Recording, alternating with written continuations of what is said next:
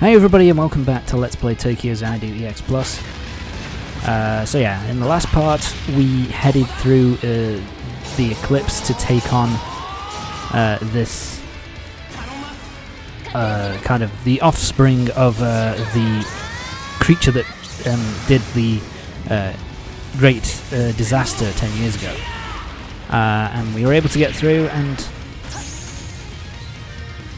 we then found out that Mr Gorou and the White Shroud are doing some stuff with this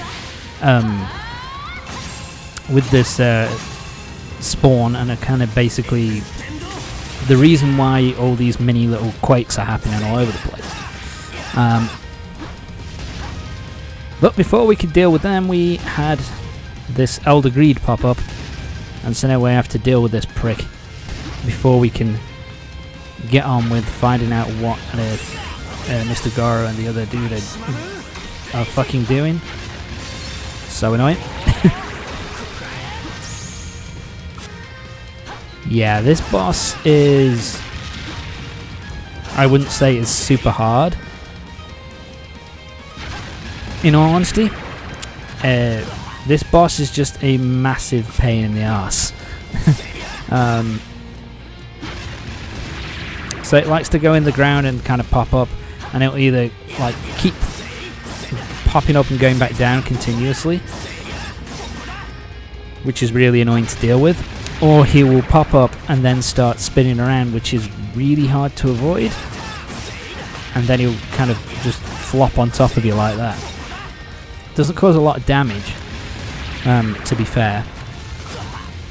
However, it just, you know, the length of time that the attack stays active is ridiculous, and now he starts popping up and immediately dropping back down again. Yeah, he's a really massive pain in the arse. Yeah, it's the kind of boss which I don't really like.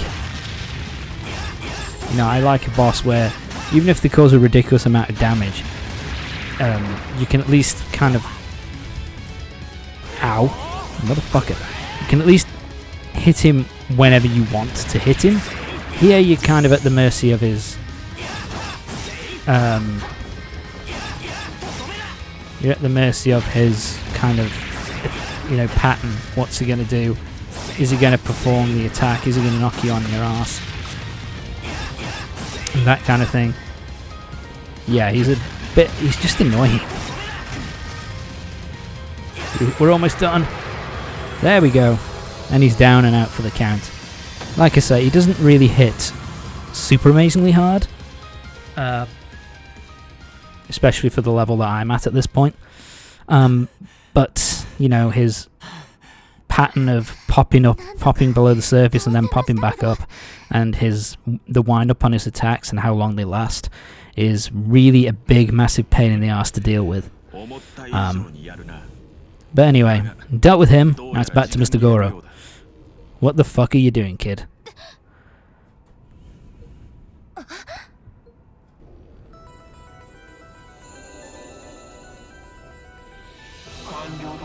So yeah, what the hell are they doing?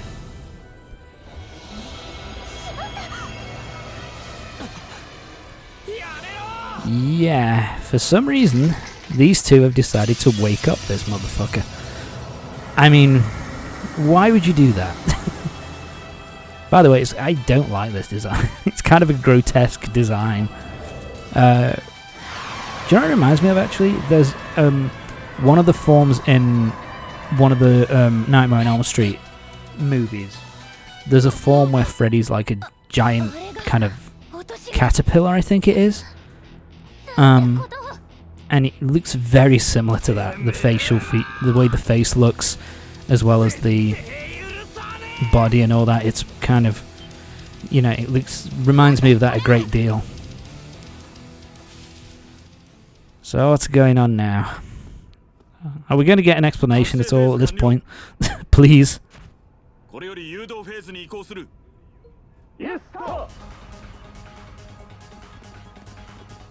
Huh?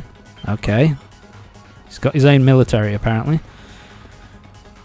So yeah, for some reason they've decided to wake this thing up. And all of them have guns which look very similar to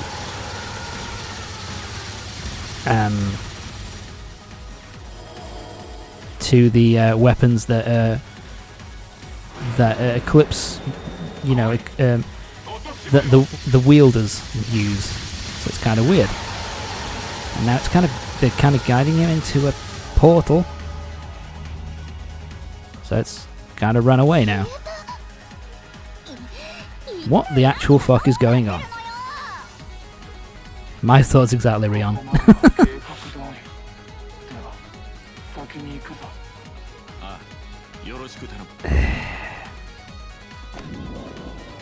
What the fuck are you talking about? So yeah, he disappears off into the portal. And we still don't know what the fuck's going on.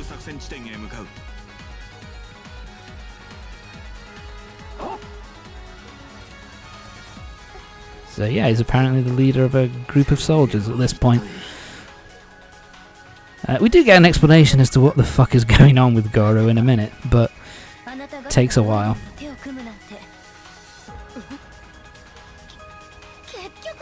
And Mitsuki knows who they are.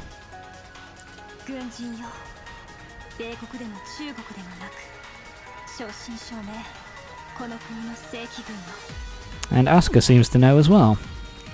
Care to enlighten us?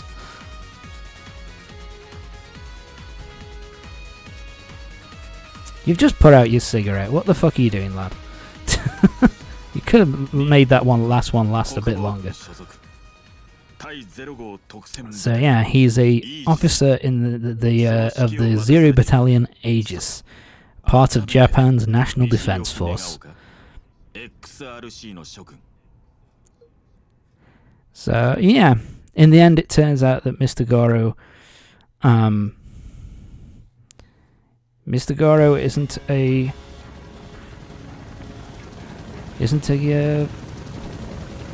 an evil guy, isn't a complete and total asshole. He was basically they're going to explain it in a minute, but basically he's part of this Zero Battalion, which is a part of the anti-Eclipse force, part of the Japanese military. And so, yeah, he's not trying to do this to kind of set this thing loose. He's trying to actually stop it and protect Japan.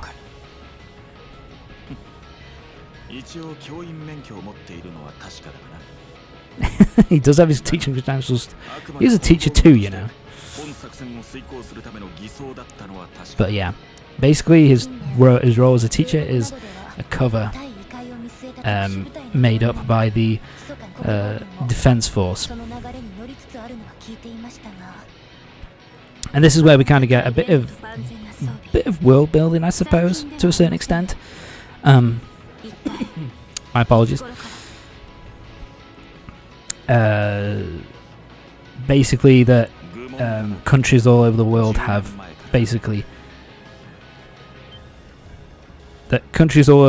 their own kind of divisions of their military, which are designed to deal with the eclipses. And Mr. Gorou here is the, I think he's the leader. Yeah, I think he is the leader of the Zero Battalion, which is the part of the Japanese military. He's part of the Japanese military that deals with the eclipses. He's part of Zero Battalion, also known as Aegis, which is a bit of a kind of comes out of nowhere, really. I suppose that's kind of the point, that, you know, these guys were doing stuff all the time in the background with, you know, with no one else really knowing anything about it. But it does kind of come out of nowhere in this chapter that he's, you know, a member of some advanced battalion in the military, in the Japanese military, dealing with the eclipses. But yeah, him and his group have been monitoring the eclipse situation since the beginning in Morimir, and they took Orden. They dealt with the Orden Order. that's a stupid name, but whatever. The Orden kind of knights. He basically been working with them to kind of deal with this breed that's been left behind, so that they can basically deal with the eclipses once and for all, and basically stop a major disaster happening like what happened 10 years ago from the Tokyo Twilight disaster. So yeah, basically,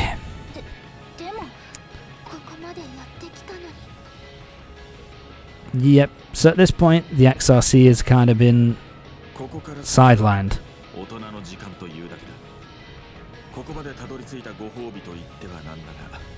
And by the way, this, you can tell this coming from a fucking mile off.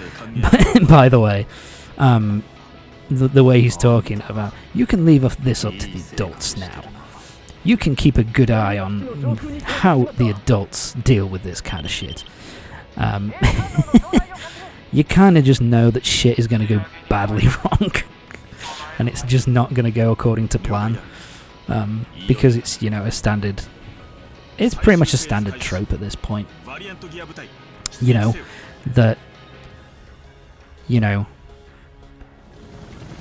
It's just a standard trope in kind of sci-fi, really, and that kind of thing, where, you know, the military has got everything seemingly under control, and then it's like, oh fuck, it hasn't gone the way we were expecting it to go, and we've kind of buggered up.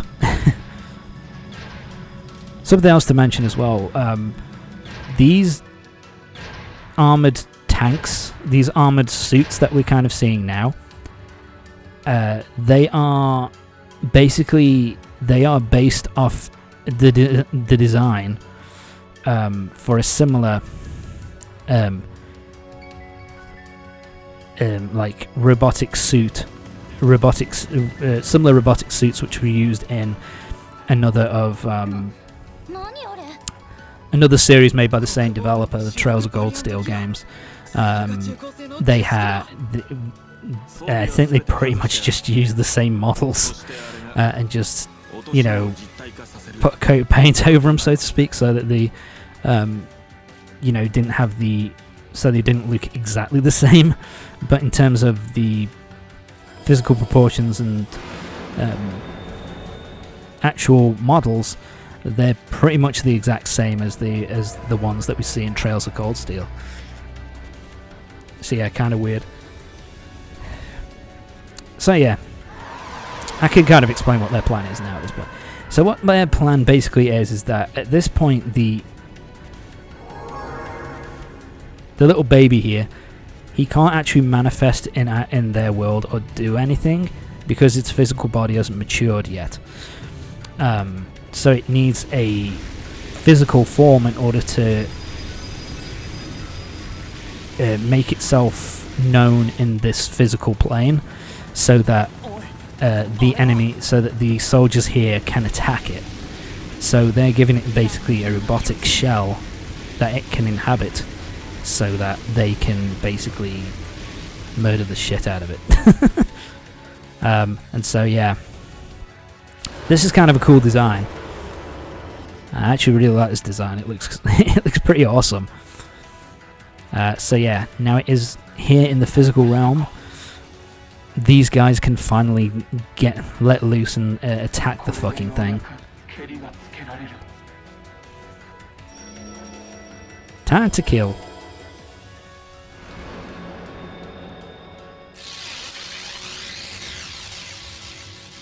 So yeah, he's kind of sealed it in place, and now the soldier's gonna shoot the shit out of it.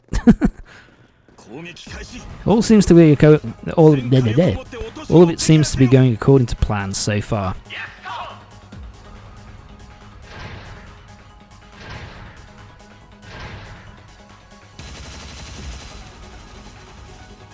They had to shoot it. And so yeah, the weapons that they're using, I think they're going to explain it in a minute, but I think they're basically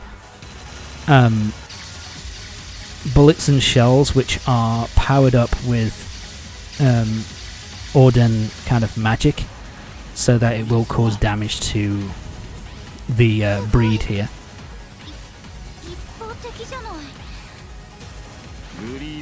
You say that now, love.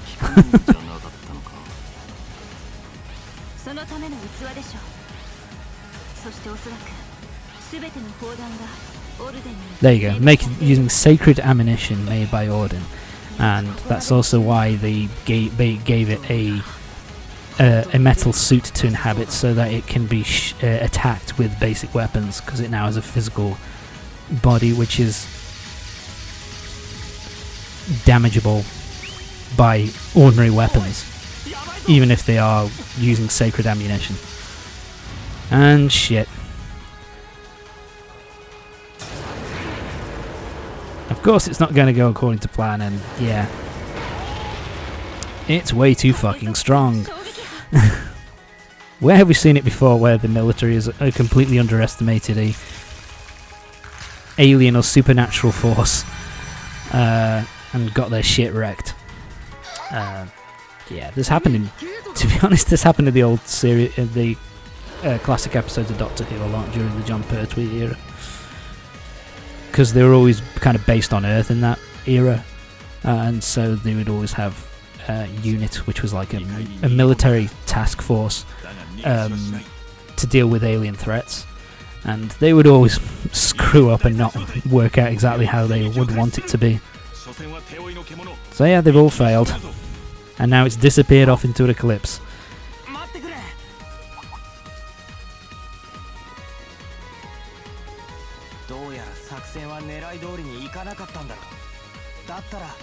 And I think, to be honest, Ko, I think, has the right to be a bit of a condescending prick here.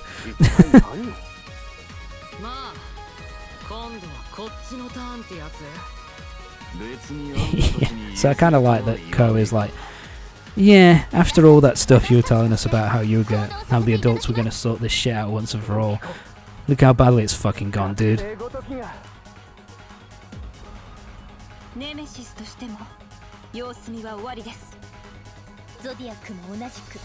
Yep, and Nemesis and Zodiac aren't going to step aside at this point either, after seeing what the military fuck it up quite so badly.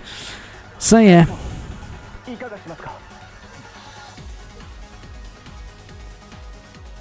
This is where Gorou gets a bit pissy.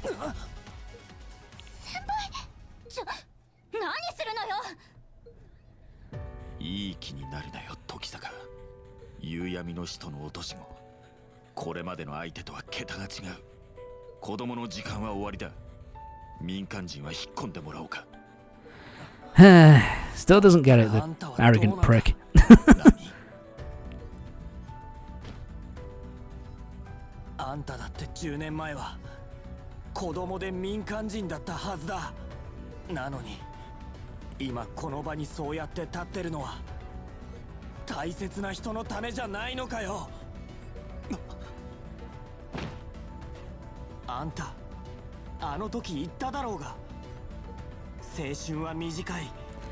And yeah, this is very typical Ko by this point. Give a speech to get Gorou to kind of giving a speech to get Gorou to kind of acquiesce to letting the XRC get involved. And he's kind of making the point that basically, you're calling us kids and we're saying that we can't handle it. Well, we're not just standard civilians at this point. We have actually got we actually have got powers and abilities that we can use to basically affect this situation and get it done. So you should stop getting off your get off your high horse, basically, and just let us get involved. Soldiers have the right attitude. It's like, what the fuck?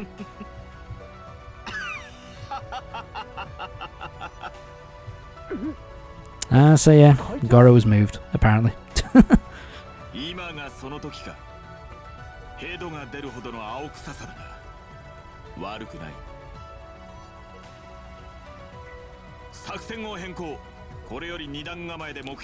So yeah, we will see the target in 2 waves. First wave will be me and the XRC. There you go. So yeah, basically Gorou has a bit of a he kind of takes the intelligent route, I suppose, of basically saying, okay, I'll go with the XRC lot, and then the rest of you kind of back us up with the White Shroud. So everybody's going to get involved in the final battle. So let's get on with it, shall we? Well, of course not.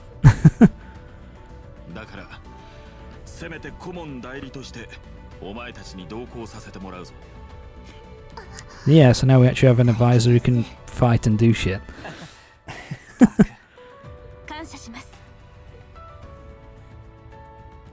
So yep, time to head in.